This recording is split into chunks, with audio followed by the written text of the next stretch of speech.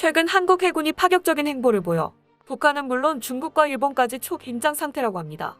해군의 최근 행적을 살펴보면 무려 항모전단 확보까지 염두에 둔 큰 그림을 그리고 있는 것으로 비춰지기 때문인데요. 이러한 해군의 큰 그림이 완성되면 미군까지 등에 업은 한국이 동북아의 제공권 제해권을 거머쥐는 엄청난 군사력을 손에 넣을 것으로 점쳐지고 있습니다. 얼마 전 한국과 미국이 합동으로 스텔스 전투기 F-35A의 비행 훈련을 진행했는데요. 세계 최강이라고 일컬어지며 오직 미국만이 보유하고 있는 F-21을 제외하면 F-35A가 5세대 전투기 중에서는 가장 압도적인 성능을 지니고 있다 보니 북한은 이들이 하늘을 떠도 어떻게 해볼 도리가 없어서 전쟁하자는 거냐고 발끈하며 M1 바다에 방사포나 몇 발 쏘고 말았죠. 이렇듯 한국군은 차세대 전장을 지배하는데 필수 불가결한 요소인 제공권을 장악하기 위해 항공병력 운용 능력 제고에 박차를 가하고 있는 모습입니다. 그런데 최근 하늘로 비상할 준비를 마친 KF-21이 영국으로부터 뜻밖의 선물을 받았다고 알려져 파장이 일고 있는데요. 초도 비행에서 미티어 공대공 미사일 4발을 탑재할 것이라고 발표되었기 때문입니다. 이는 세계 최강의 공대공 미사일로 일컬어지는 미티어가 탑재되는 것만으로 4.5세대 전투기를 5세대 전투기와 대등하게 싸울 수 있게 만들어주는 성능을 지니고 있으며 한국이 이를 아시아 최초로 운용하게 되었기 때문이죠. 이것은 곧 4.5세대 전투기인 KF-21도 실전에서는 현재 중국 공군의 주력 전투기인 J-21은 물론 중국의 5세대 스텔스 전투기 J-20이나 FC-31 역시 잡아낼 수 있다는 의미가 됩니다. 일각에서는 시뮬레이션 결과 미티어를 탑재한 KF-21이 스텔스 성능을 발휘하지 않고도 J-11과의 40대 40 모의전은 7기의 손실로 전기 격추, J-11 8기, J-20 8기와의 8대 16 모의전에서도 한기 손실로 전기 격추할 수 있을 것이라고 분석했습니다.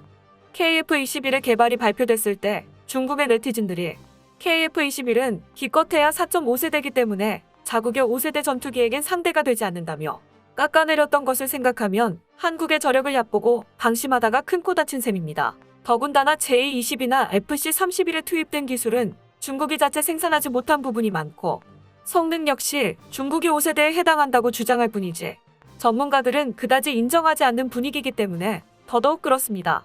영국을 포함한 유럽 6개국이 참여한 범유럽 미사일 개발업체 MBDA가 개발한 미티어는 램제트 추진 시스템을 탑재한 현존 유일의 공대공 미사일입니다.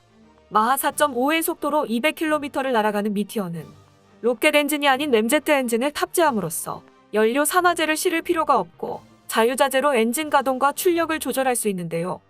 로켓 엔진을 채용하는 기존 공대공 미사일들은 비행 도중 연소가 종료되고 그 후로는 관성 비행을 하기 때문에 사거리는 물론이고 정확도에 치명적인 악영향을 미치는 문제점이 있었죠. 하지만 덕티드 로켓이라는 램제트 엔진의 일종을 채용하는 미티어는 발사 직후 연료를 전부 연소하지 않고 순항 단계에서 엔진의 발전을 조절하여 연료를 절약합니다.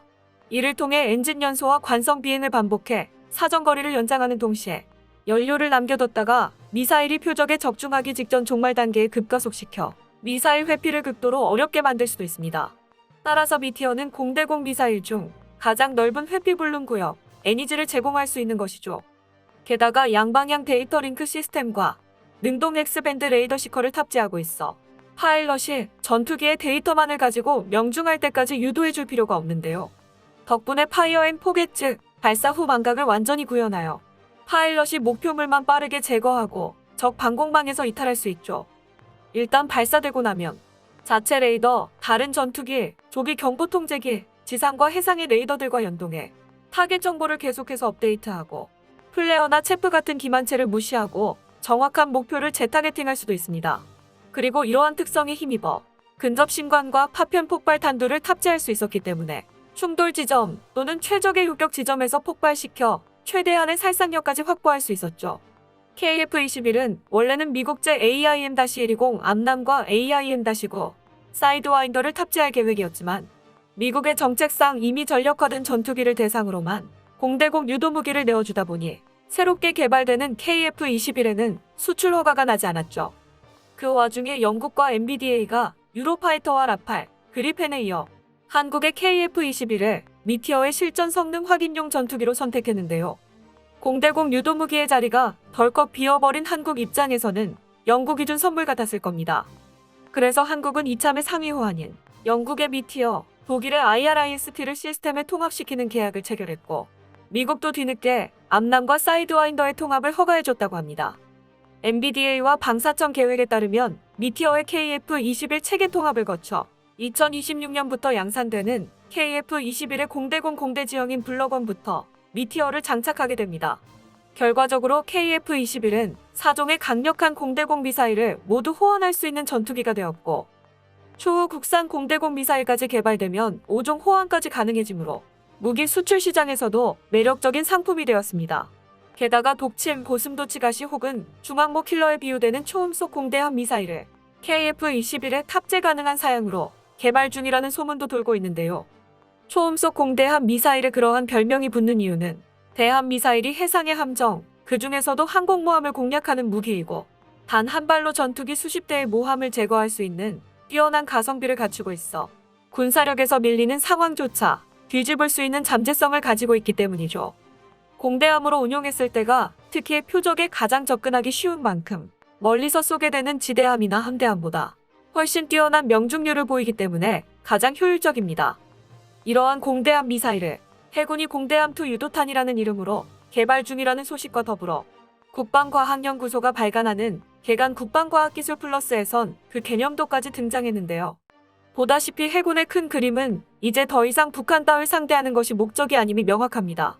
바로 얼마 전에도 세 번째 항공모함 푸젠을 진수하며 남중국해에서 미군과 대치하고 있는 중국의 항모전단을 상대하기 위한 것이죠. 최근엔 이에 쐐기를 박는 소식까지 들려와 중국이 식은땀을 흘리고 있는데요. 지난 15일 해군이 준장급인 제육항공전단을 소장급 부대로 격상해 해군 항공사령부로 재편하고 해상 항공작전 통제권을 부여한 것이죠.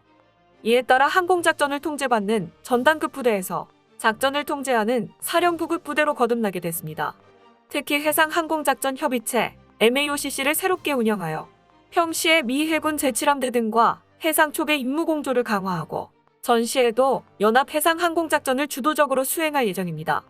해군 항공사령부는 해상 경계 작전의 핵심으로 적 잠수함 위협 대응을 비롯해 해상 항공작전 계획 수립, 교육훈련, 정비, 운수지원, 관제 및 운항 등의 임무를 수행하는데요. 해상 초계기 P-8A 포세이돈, 해상작전 헬기, MH-60RC 호크, 기뢰 탐색 제거용 소해 헬기, 함정 탑재 정찰용 무인기 UAV 등이 새로 도입되면 이 부대에서 운용하게 됩니다. 2023년 말부터 순차적으로 6대가 도입되는 포세이돈은 최대 탐지거리 800km의 AN, APY-10 레이더를 갖췄고 최고 속도 시속 907km, 순항거리 7,500km, 작전 반경 2,200여 km에 하푼 미사일과 어뢰 등으로 무장합니다.